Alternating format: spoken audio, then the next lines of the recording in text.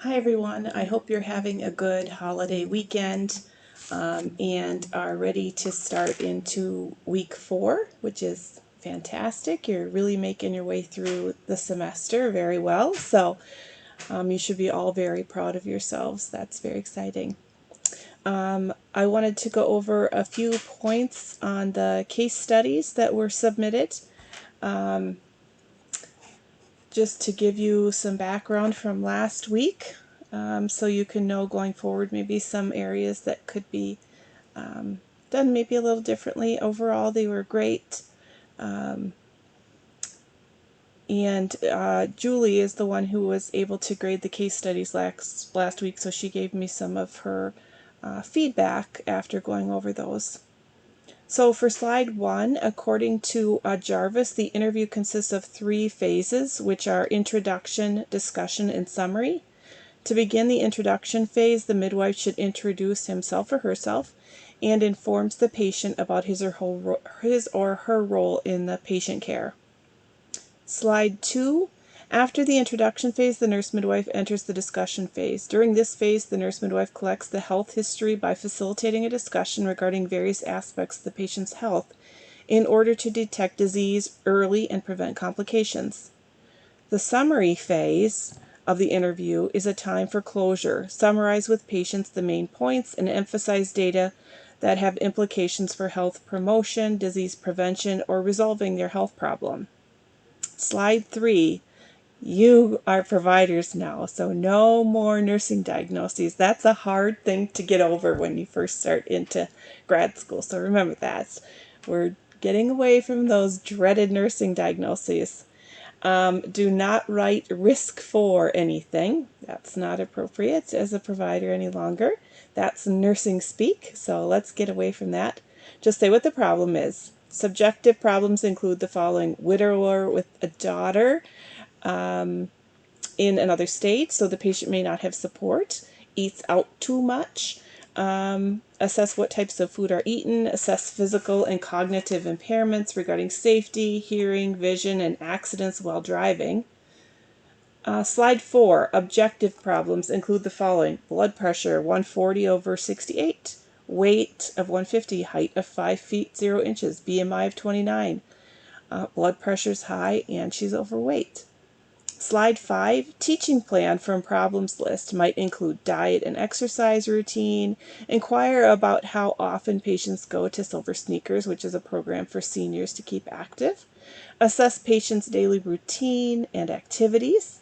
Simple meal preparation would reduce the amount of time that she eats out. Ask how often the patient sees family and friends. Assess the patient's use of medications, if they're taking blood pressure medications. And slide 6 would be interventions, teaching patients the signs and symptoms of congestive heart failure, giving the patient education information on diet and exercise, and on other programs. Consider a reevaluation appointment after 3 months of diet and exercise to determine if you need to start or have a dosage change. So those are some tips from the case study. But overall, great job.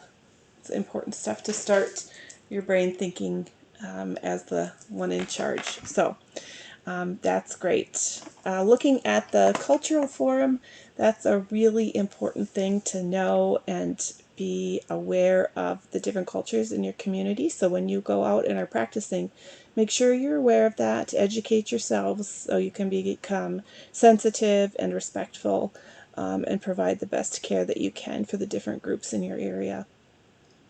When I had my first baby, I lived in Germany.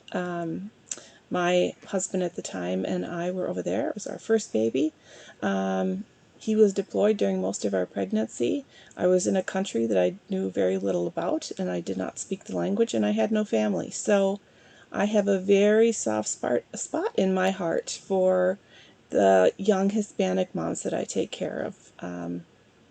I tell them all that. I said when I had my first baby, I went through the same thing. So I try and make them feel as welcome as I can and love them up as much as I can because I know they don't have much support in the area.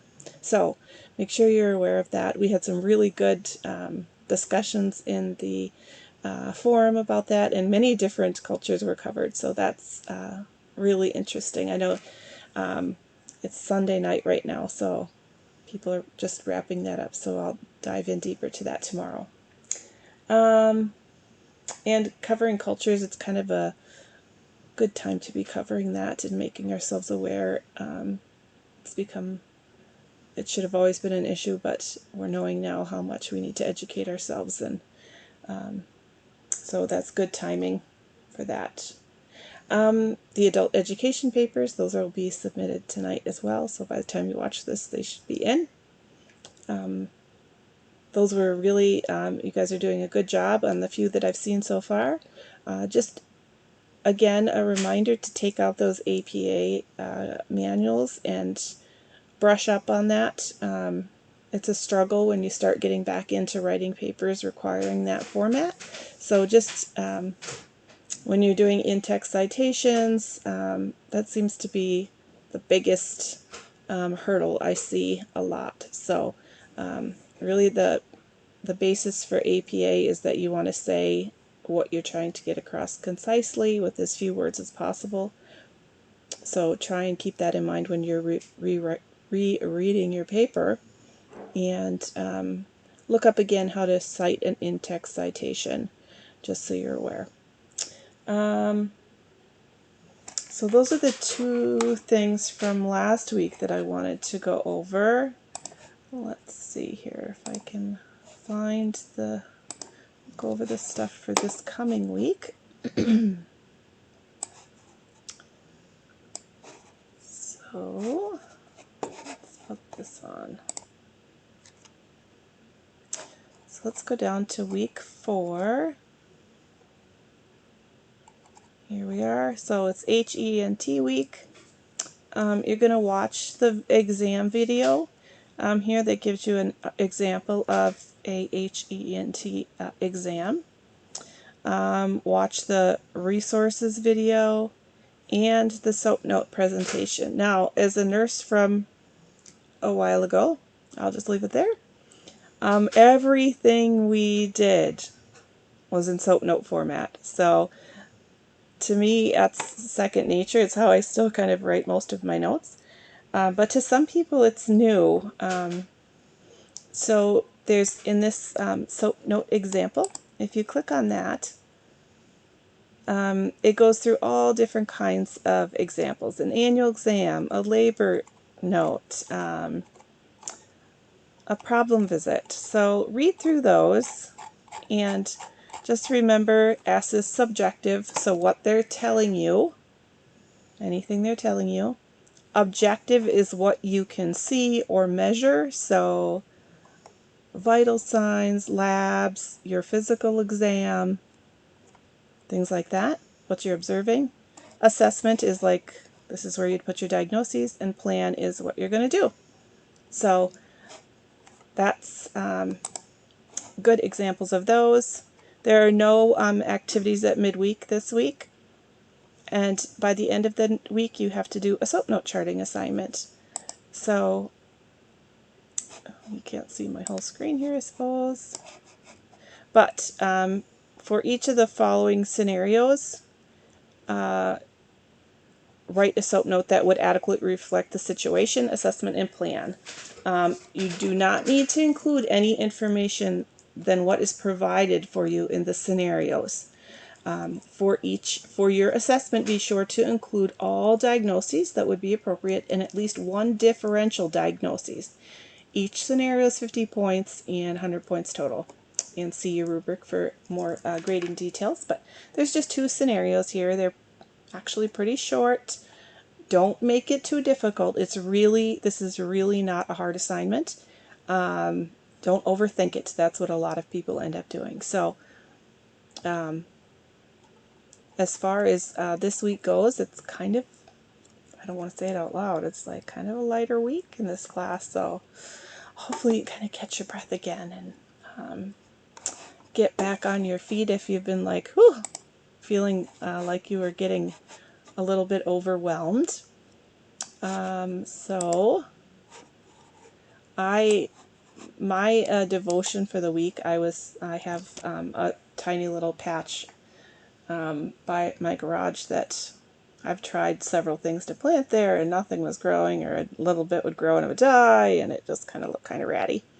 Well, this year I planted zinnias. I just raked up the ground and I threw a whole ton of zinnia seeds out there, and they grew like mad. So if you want something that you can grow that you don't have to do much with, plant zinnias. And they have looked great all summer. Like all summer, they're beautiful. And the other day I happened to walk out there and there was a hummingbird in there, and I hadn't seen one all summer. So I found this the hummingbird story, and I thought, oh, that's perfect for this week. So it's actually a parable of the Quechuan, excuse me, I looked it up how to say it, Quechuan people of South America. It goes with their cultural form. So it's a parable of the Quechuan people of South America. The hummingbird story encourages us to do what we can when we can. So I thought this was appropriate. So it starts off with, pay careful attention to your own work, for then you will get the satisfaction of a job well done, and you won't need to compare yourself to anyone else, for we are each responsible for our own conduct. And that's from Galatians 6:4-5. So here's the parable. Once there was a great forest fire, also appropriate for our time right now. All the animals fled to the edge of the forest and froze in fear, not knowing what to do. They watched as the flames began destroying the beauty of their home. Finally, a tiny hummingbird flew to a body of water and took a few drops into its beak. It then flew quickly toward the fire, allowing the drops to fall on the roaring flames. Over and over the tiny bird continued, drop by drop, back and forth, again and again. The other animals watched from the edge of the forest and called to the little bird, "What are you doing?" The hummingbird replied, "I'm doing what I can." How often do we become overwhelmed by fear or the sheer size of a problem? Lots of homework. And become paralyzed and do nothing. Or we may compare ourselves to others and feel too small to matter. Small. What we consider to be small and insignificant may actually be huge in God's scheme of things. Have you ever noticed how often God's view of the world's view, are opposite? The world says, be first. God says, be last. The world says, go, go, go. God says, be still. The world says, bigger is better. God says, small is important. The widow giving her offering of